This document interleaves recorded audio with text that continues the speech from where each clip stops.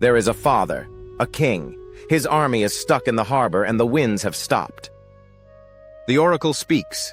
The gods are angry, and they demand the unthinkable, the life of his daughter. His name is Agamemnon. His daughter's name is Iphigenia. To make the winds blow again, the father must kill his own child. A tragedy begins. He hesitates, he weeps, but in the end, he gives in. He tells his daughter she is going to a wedding, but on the altar waits the knife. In the decisive moment, the goddess Artemis stops his hand. She replaces the girl with a deer, the winds return, and the fleet sails for Troy. The gods are satisfied. This is the Greek story of faith, a father who sacrifices his own child in obedience to a higher duty to his people and their gods. A human sacrifice replaced at the last second by an animal. This is Greek theology, that a greater good justifies a lesser evil, that human blood can be sacred if it serves a higher purpose. Does it sound cruel? Yet almost the same story appears in Scripture. It's no longer Agamemnon, but Abraham. It's no longer Iphigenia, but Isaac. And the command is identical.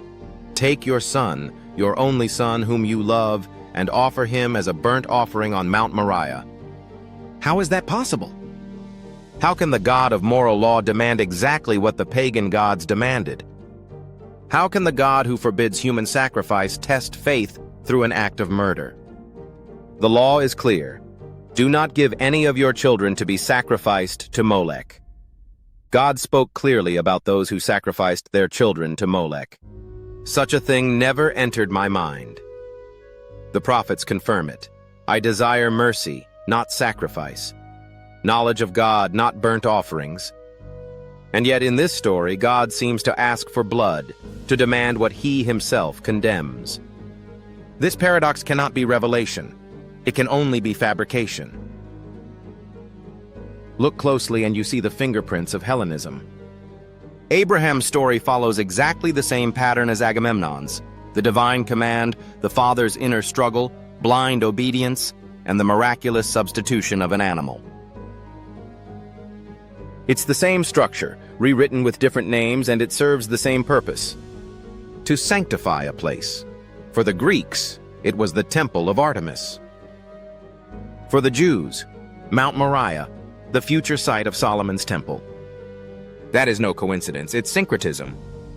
In Alexandria, Egypt, around 280 BC, the greatest theological experiment in history took place. The Hebrew scriptures were translated into Greek, the Septuagint. Jews living among philosophers, poets, and myths wanted to preserve their faith, but make it understandable to the Greek world. And that's how the fusion began. The God of Abraham started to look like the gods of tragedy. Mosaic revelation was retold in the language of paradox.